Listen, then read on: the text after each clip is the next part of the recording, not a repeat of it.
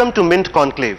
Today, we'll discuss the commercial real estate market. So today we are going to talk about strategies that will help shape the future of commercial real estate in India. So we'll start with a very small, I'll take a point of view of each of the panelists here and ask them that how do they read the space right now? Is it good, bad or ugly?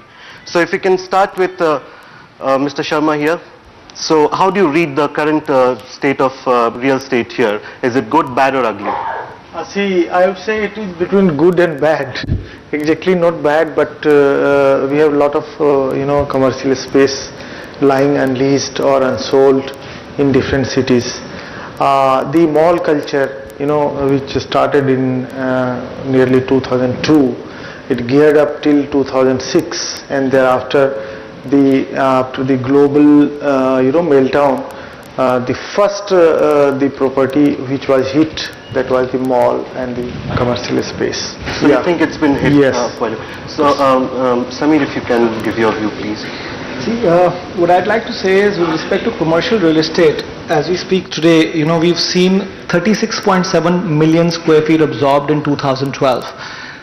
This compared to 2011 was about 30 odd million square feet, and if you were to compare it to 2009 it was 19 million square feet. So if you look at absorption, it has been almost twice over the last 2 years. So we can't really say the commercial real estate is doing very badly. Okay. But if you look at the supply has actually overshot the demand, and that's the key concern in the market today. And even if you look at the retail segment, we've had unprecedented completion of stock of 13.8 million square feet, whereas last year before that was just 6.9 million square feet.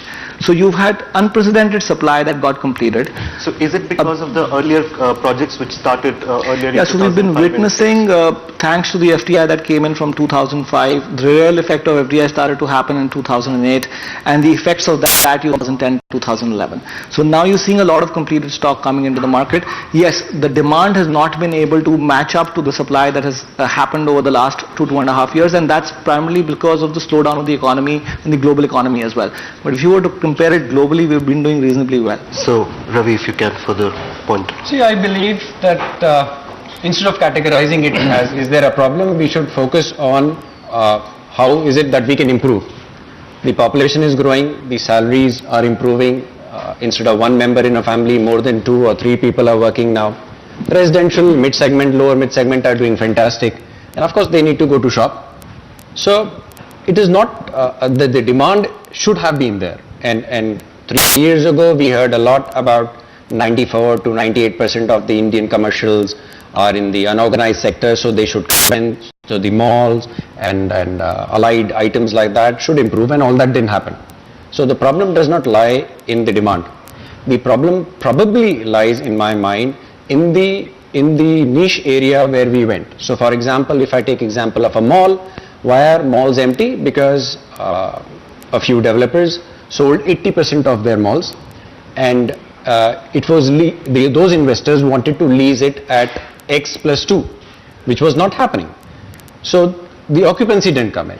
And those are the reasons why the malls are not doing well. The CAM charges are huge because people are not paying up. So it is more about the mental state of the consumer going to a mall or a shopping area, and the developer planning in such a way that the Indian customer can go and easily shop. So if I can add there, so we've all been talking about malls. So there are many across the country which just have one anchor store that is running. The others are vacant. They don't have footfalls, and we have many examples here in Delhi as well.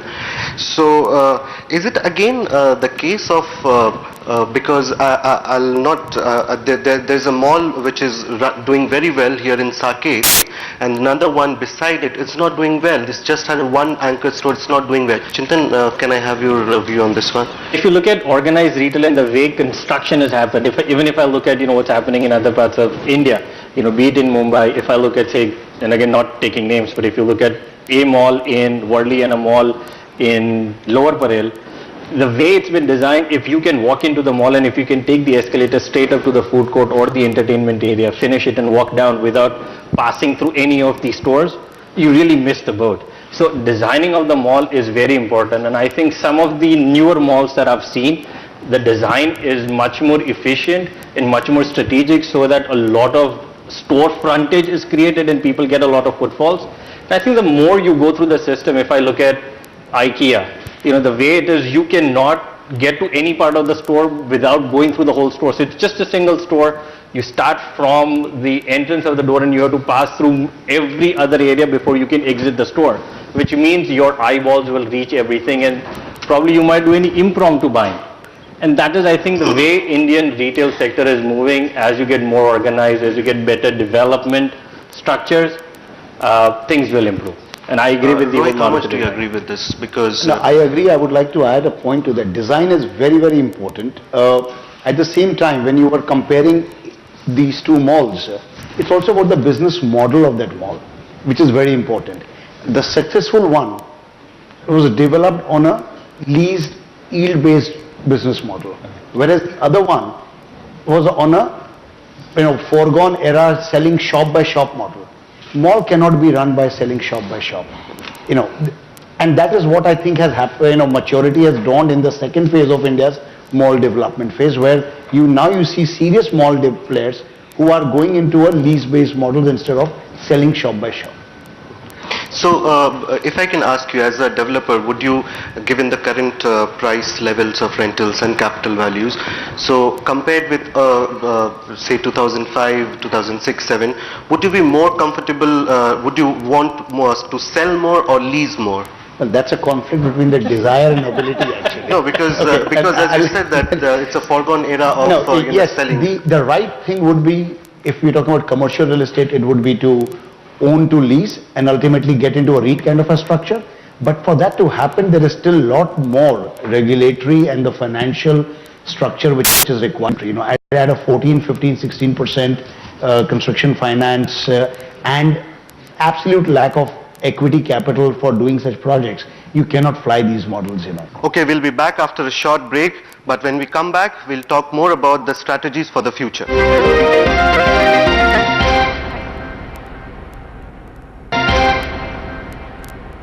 Well, you're with Mint Conclave on commercial real estate. We'll now continue our discussion on investment scenario. I would want to talk about office space, and Mudassir, if you can tell me that, have you seen any key trends? Because now I think the focus is more on small offices, because there are many small businesses which want to take up a high street address somewhere. So what has been your reading? Saurabh, in fact, I would beg to differ on that. Overall, we've seen the preference going towards large formats. Overall about 70% of space gets taken up by the IT sector, and that really looks at large format. About 20% gets taken up by the BFSI sector overall, which they are fine with taking up smaller formats as well. So overall, if I look at pan India, maybe on an average, IT sector takes on an average about 85,000 square feet. But that's the size. True more for the peripheral districts, not for the secondary districts. The secondary districts, because there are hardly any space left in the central districts. So in the secondary districts, I think more of small offices are the ones which are dominating right now. That's a move that we've seen. For example, if I give you example, it's a stark example in Mumbai. So Nariman Point, which had been a central business district, in the last 2 or 3 years, you've seen most people moving out from Nariman Point and moving towards either a lower parallel or go towards BKC or Andheri. The reason being that you don't have large formats available in Nariman Point. So what has come about there is smaller formats. So people who want to be nearer to the financial district, who want to be near to the bourses, etc., are taking up spaces out there. But the trend that we've been seeing is that the move is towards larger formats where you don't have to deal with multiple landlords. Maybe, so in an urban point, to get about 10,000 square feet, maybe you'll have to deal with 4 landlords. Whereas, in any other area, maybe we'll just have to look at 1. So I'll ask Sunil, if you can tell me how your experience has been. Has small office space been something of that has helped the developers? get rid of the supply of the inventory that they had already? See, basically, where you are small and medium enterprises and the MSME sector. Yes. So from that part, if I may say, today we have zero inventory. Okay. One, you ask any startup coming out, two boys coming out from IIT, you ask them where do you want to start your office from, they'll go back and say, I'll start from the house. I know of a very young duo who came out from IIM Ahmedabad, both of them having a good idea. They could not raise funding for about a year. The day they took a shot at one of the A-grade offices, they got 4 first private equity. Because the customer or the investor wanting to enter into your business is wanting to see how serious you are about the business. So our startups is where we have to see and look at the SME and MSME segment. Here the government has to invest. Now for example, today if government decides to shift its capital from Chandigarh to Gurgaon, imagine the kind of investment, domestic investment the Haryana government will be able to invite. There would be districts, there would be departments, there would be offices required, there would be everything required, and people are there ready to invest if the government wants to become the tenant. And I'm sure people would just subscribe to that here. Imagine that kind of exodus or sectoral exodus which will take place from private sector to government sector and government sector to back again private sector. That's a huge kind of catalyzing the government can do. Okay. But that's a case of a state government taking a decision, so we really can't do much about it. Samir, would you want to add to that with any numbers? I'm sure you were flipping through your papers. I saw completely. Yeah. You know, 64% of our demand in commercial comes from IT and ITSEZ. We are totally dependent with respect to that on the global world, right? Most of the business is coming in IT from Europe and US. And all the infrastructure that has to be developed in this country has to come from FDI. There is a huge mismatch right now. Because the FDI inflows have slowed down, you see the current state of infrastructure. So I think today, although we call ourselves a domestic economy and we will survive, we will grow 4 or 5% if we don't get support from the US and the Europe issues if they don't go away. But we're not going to be a nation like we were and see the growth that we saw from 2006 to 2010 really. Especially with respect to commercial real estate, if the problems in the US and Europe don't go away, and because our commercial real estate is so dependent on IT and ITSEZ and IT demand, our commercial real estate is going to deeply suffer. Look at retail. If you don't open multi-brand retail and foreigners don't come in, who's going to occupy your malls? The domestic demand has already occupied whatever shops they had to. They're growing slowly, but they will not be able to catch up with the supply that's coming out of the market. I can add there that we have seen that apart from IT and ITES, other sectors such as FMCG and auto have also started entering India, and they have been taking a lot of office space. Commercial real estate is not taken by auto, they take industries. They do take commercial space. Very limited compared to what absorption happens through ITSEZ or financial services for that matter. FMCG also has been taking. What I observed since few years that in smaller cities, in the outskirts of the city, you would find a lot of showrooms for the new vehicles, new car and other things, as you told.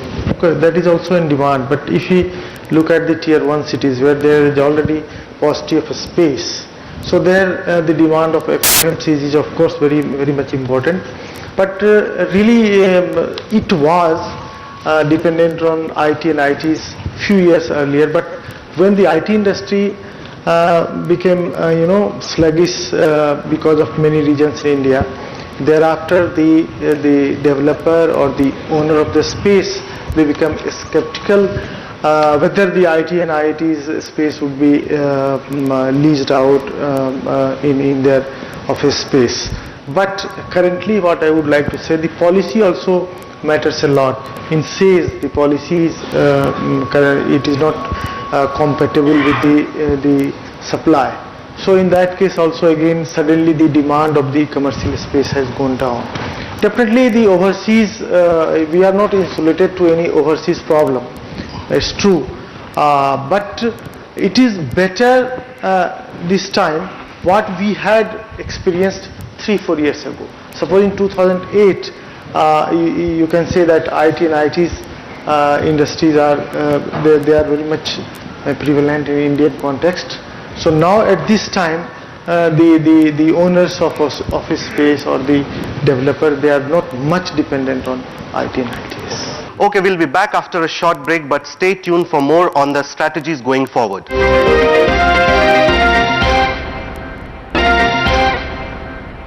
Welcome back to the show. Rohit, I would ask this question to you. So, how do you think here in this situation can developers help revive or take forward the commercial real estate space? That the finance minister has also asked that developers on their part as well can do something. So, how much you are convinced, and would you be doing what the finance minister has asked? To answer the first part of your question, I think the most important thing is for us developers to decide our product mix, keeping the demand in mind. See, your last two questions and this, they all correlate. You look at Jasola district center, you look at Saket district center, you don't have IT companies here. Okay, this is where you have the small offices by enterprises which are capable of paying, I would say, the higher end of the rental. You look at Gurgaon, you look at Noida, you have here the IT companies which require large format spaces. Who needs big space? An industry which runs on knowledge capital, where there are people involved. A manufacturing does not require grade A space too much. Okay, similarly, an IT company or a BFSI would require 300 people sitting in an operation, and they require space for them. So if as a developer, what one can do is to first of all think through what product you should be bringing in a market. Okay, if there is already 14 malls in construction on one strip of land, then do I need to be the 15th one over there? Secondly, mixed development will go a long way, I think, in unbottling a lot of problems. And somewhere there, our regulators have to also move with the time and start thinking about mixed development. You look at entire forget the rest of the European world, I look at the Southeast Asia and all the developed cities in Southeast Asia. Mixed development is by and large the way they all operate. So these are the things we have to look at, and somehow these days you see newer models, like I keep seeing projects in Gurgaon, for example, where they are doing retail on 2 floors, and then there are maybe offices on a couple of floors, then there are studio apartments or service apartments or a hotel on top. That is where you start mixing the product so that you don't depend on one sector entirely for a particular case. Samir, if I can come to you. So how do you think, you've been talking about mixed development, we've been talking about here mixed development here. So we've seen spaces with, as you said, that we have shops, we have offices, we have food courts. So do you think it's a definitive answer to moving forward from where we are stuck right now? Currently, the place where we are stuck in, which is where we have very limited financing available for commercial projects.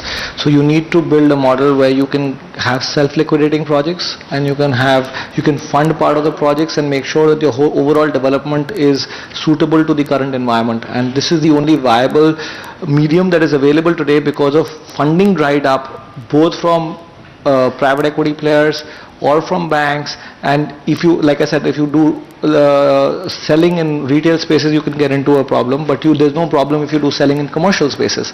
I don't think that is going to be a problem. If you build a grade A building, if 10 tenants own a 10,000 square feet place, the developer typically comes in and helps you sign that lease. And if you build a serviced apartment model or a hotel model on top, that in itself attracts back financing, because that is not considered to be a pure real estate play and not that risky. Okay, we are out of time here, but thank you for watching Mint Conclave on commercial real estate.